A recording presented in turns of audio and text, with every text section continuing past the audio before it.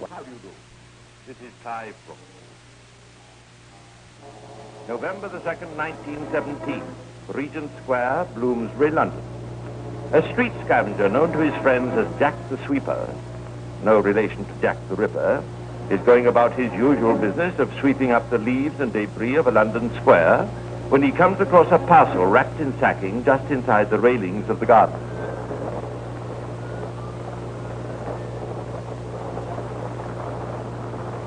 Hello, what's this? Somebody left some old clothes here or something, eh? Let's have a look. What is all? Just...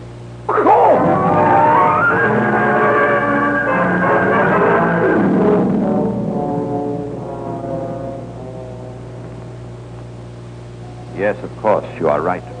Not just a body, part of a body. Headless, legless, and handless. The body, or its remains, was covered with delicate underclothing of lace and blue ribbon and was wrapped in a sheet. There was also a torn piece of brown paper on which had been scrawled Blodie, Belgium. Bloody Belgium. Have you found anything else, Sergeant? Yes, sir. A search was made in the vicinity immediately after the discovery. A little distance away, in another part of the garden, we found the legs of the victim wrapped in paper. Dr. Spilsbury is taking a look at those now. Good. If there's one man in London who may help us, it's Dr. Bernard Spilsbury. Even in those days, the name of young Dr. Bernard Spilsbury had earned the respect and admiration of Scotland Yard. Spilsbury, a hard-working pathologist, had devoted his career and life towards the study of the medical aspect of crime. The problem put to him in this case was one of the most difficult in his professional career. I'm afraid there's no hope of positive identification of the victim until the missing head can be found. It is, of course, a woman, but I think if you can give me a little more time, I may be able to help you with some more information. I'm going back to my laboratory now, and I'll be in touch with you later in the day. Very good, Dr. Spilsbury. Meantime, I'll do everything I can on my side. Of course, there wasn't much to work on except for that bit of paper. Bloody Belgium. I see it spelled B-L-O-D-I-E. I wonder what that means.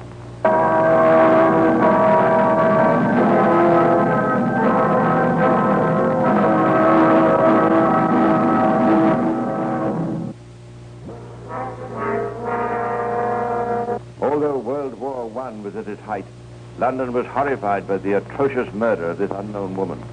The scrawled message on the piece of paper naturally gave rise to the suggestion that the victim was a Belgian refugee. Meantime, the investigation, in the hands of Chief Inspector Frederick Wensley, one of the toughest, shrewdest, and most relentless detectives who ever served Scotland Yard, went forward.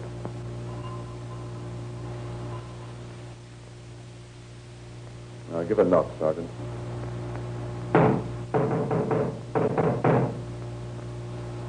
More sound? I don't like it. All right, Sergeant, we'll break the door down. Very good, sir.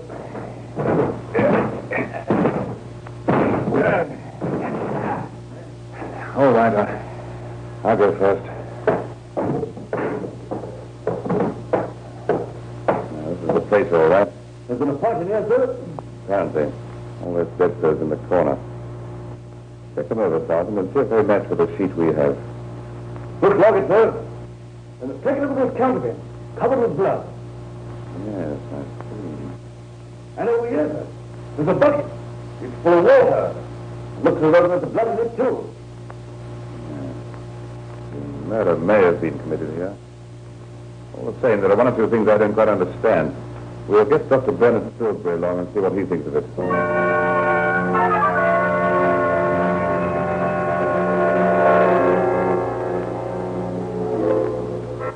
It transpired that Madame Gerard had not been seen since 11:15 on the night of October the 31st. In view of Dr. Spilsbury's evidence, it looked as though the inspector was right and that she had been murdered about the time the air raid was in progress. According to witnesses, Madame Gerard had left her flat late that night to take refuge. Back to the flat in Munster Square went Inspector Wensley and his assistants to search it yet again for possible clues. Here's something, sir. I found it among the papers on this desk. Now, give it to me. IOU, 50 pounds, LVOISIN. Yes, sir. Voisin. And it's payable on the 1st of November. Voisin. I don't think we've heard that name before in this case. No, sir. That name's been among the witnesses. Ask the landlord to see if he knows anybody called Voisin. The landlord proved to be a very loquacious man. He most certainly knew Voisin. He knew all about him. He knew all about all the residents in the flats in Munster Square. The difficulty was to keep him on the subject in hand. Voisin, it seemed, used to be a friend of Madame Gerard's husband, who was a French chef, and Voisin, being a butcher, they had much in common. Gerard used to buy supplies from Voisin at his place in Smithfield Market. Then Gerard went abroad to fight for France. Afterwards, then the landlord, Mrs. Gerard, acted as a sort of housekeeper for Voisin. But now she had been at the present flat for some time. Voisin still lived at Charlotte Street, Fitzroy Square. It's funny you should ask about Mr. Voisin. I hadn't seen him for some time, but he came round here to the house the other afternoon. Which afternoon? Well, it had been the afternoon after Madame Gerard disappeared. The afternoon before we discovered the body. That's right, November the 1st it was. He came round in the afternoon, just after lunch. Why, I remember what he said to me. Good evening, Mr. Voisin. You're quite a stranger. I haven't seen you for some time. It's about Madame Gerard I have called. I don't think she's in. Come to think of it, I haven't seen her since yesterday. She'll be away for several weeks. Oh, nothing the matter, I hope? No. It's nothing important. It's just to tell you that she'll be away. Oh, I see. Oh, by the way, I have to tell you that Madame Gerard is expecting a sack of potatoes. And she says, would you be good enough to take them in while they're delivered, you know? Yes, of course I will. And tell Madame Gerard I hope we'll see her back very soon. Yes, I'll tell her that. And that's the last time I've seen Mr. Voisin. What else do you know about this man? Well, I know he's got the key to Madame Gerard's flat because I saw him letting himself in there. Oh, that's interesting. Yes, what's more, I reckon it was his money which used to pay her rent. Have you got any proof of that? Only she used to pay me every Friday after he'd been to see her. And if he was late or didn't come, then I noticed she didn't pay me until he'd been. And she used to be his housekeeper? Yes, sir. But I think they was pretty good friends.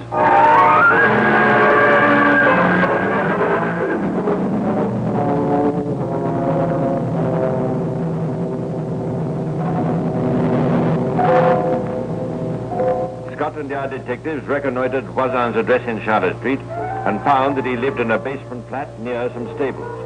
Voisin had until recently been a slaughterman employed by a wholesale butcher at Smithfield Market, but was now in charge of his employer's horses. Having sized up the situation, the man from the yard planned a raid. That afternoon, Voisin, together with a woman friend, Bertha Roche, were seated in the living room of their flat when suddenly...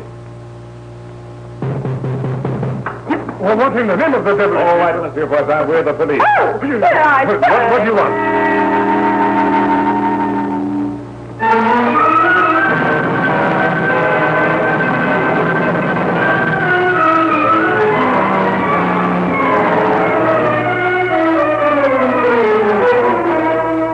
What the yard wanted was evidence, and Voisin's flat told a terrible story. The doors and walls were spattered with blood.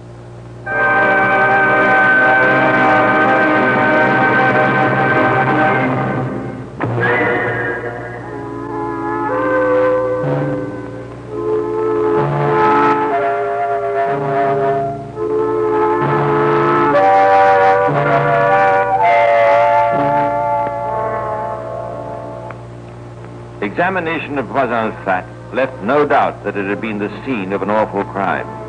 This time, Dr. Spilsbury could confirm the authenticity of the evidence.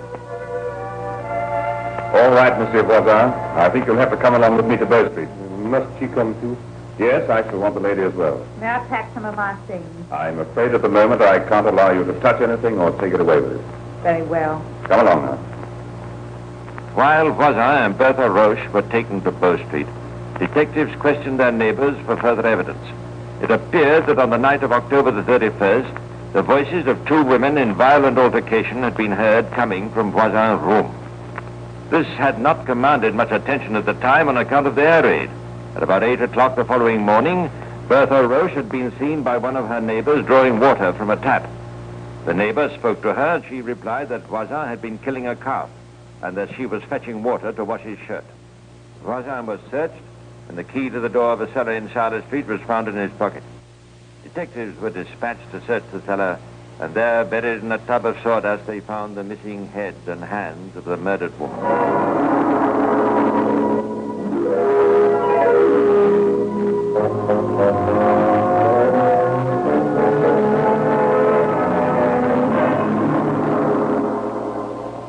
Voisin and Bertha Roche were detained at Bow Street for the night, while Wensley carefully considered the evidence against them. It was a matter of common sense that one or the other, or both of them, had murdered Madame Gerard. In view of the medical report, however, the extent to which Voisin might be implicated was uncertain. A test occurred to Wednesday which would go a long way towards determining the guilt or innocence of Voisin, and he decided to apply it. Now, Mr. Voisin, I wonder if you'd be prepared to help me.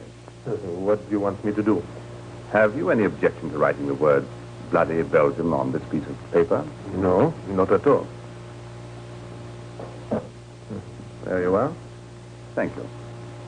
Would you mind writing it again? It'll do on the same piece of paper. All right. Thank you. And once again. Thank you very much indeed. Oh, by the way, I see you spell bloody Blodie. Yes. And you spelled it that way 3 times. Yes. Mr. Voisin, do you always spell it that way? I don't know. Louis Voisin and Bertha Roche, I'm going to charge you with the murder of Emilienne Gerard. I must warn you that anything you may say may be taken down as evidence and used at your trial.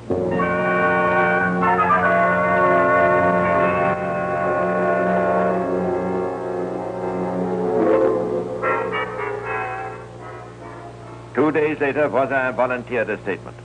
It was an attempt to adapt his own story to the discoveries he knew the police had made, and at the same time to exonerate Bertha Roche. Dr. Spilsbury had in fact reconstructed the true story of the crime. The head of the woman was covered with wounds which must have been inflicted with some weapon such as a poker. There were literally dozens of the wounds. There were cuts and bruises on the woman's hands, which had been caused as she had tried to ward off the blows that had rained upon her head. Whoever had struck the blows was someone of no great physical strength. The woman died not from the direct effect of the blows, but from loss of blood. She survived the attack for probably half an hour. An examination of the heart indicates partial strangulation. We are therefore able to build up the following picture of the crime. The woman was attacked with a poker or similar weapon by someone of no great strength. She fought for her life and no doubt screamed for help. While blows were still being rained on her, a second person must have thrown something over her head, no doubt with the object of stifling her cries. Next we turn to the question of dismemberment. The body was dismembered by someone of unusual strength, who was accustomed to the use of a knife. The cuts indicate experience of dissection, but no surgical knowledge. We can therefore conclude that 2 people were concerned in the crime. And so Dr. Spilsbury, working independently in his laboratory, had reached the same conclusions as Inspector Wensley. Madame Gerard, so far as could be discovered, had never met Bertha Roche, and did not even know of her existence. On the night of the air raid, Madame Gerard had left her flat in Regent's Park and taken shelter in a tube station.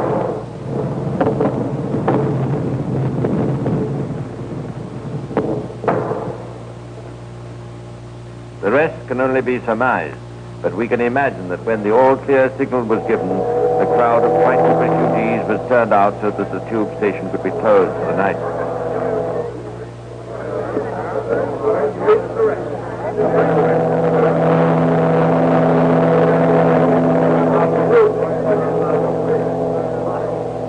Madame Gerard must have made her way to Voisin's room, intending to spend the rest of the night in the security of his cellar. Here she must have found Bertha Roche. The scene between the two women can be imagined. Both had been in a hysterical terror throughout their raid. Madame Gerard, incensed at the discovery of her rival, may have abused Bertha Roche. She, maddened by the other's taunts, must have picked up the weapon nearest to hand and attacked the intruder.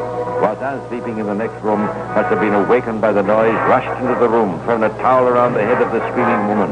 The blows and suffocation must have continued for some time until finally Amelia and Gerard lay dead.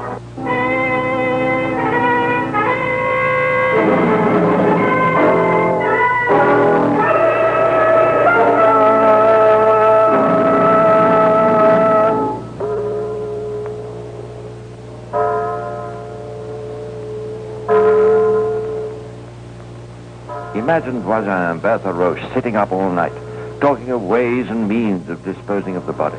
And then, next day, Voisin visiting Madame Gerard's flat to lay a false trail of evidence, all to no avail. And finally, Voisin going out on his awful task of disposing of the body. The trial came on at the Old Bailey before Mr. Justice Darling.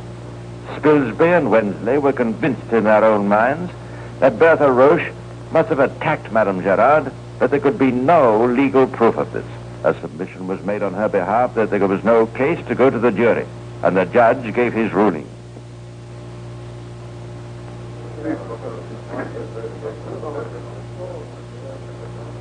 There is a good deal of evidence against Roche to show that she was an accessory after the fact of the murder.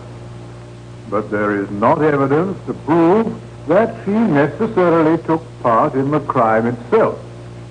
I shall therefore direct the jury to return a verdict of not guilty in regard to her.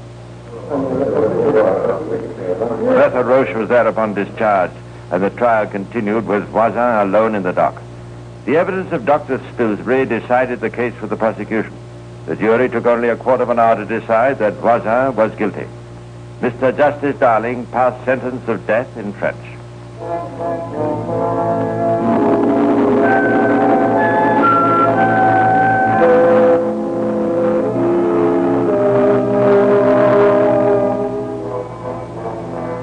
On the day before Voisin was executed, Bertha Roche appeared at the Old Bailey and was sentenced to 7 years penal servitude as an accessory after the murder. She died in prison a year later. Oh, and by the way, nobody ever discovered why Voisin wrote those crude words on the piece of paper he left with the body. Those words which were to help to hang him for a murder most foul.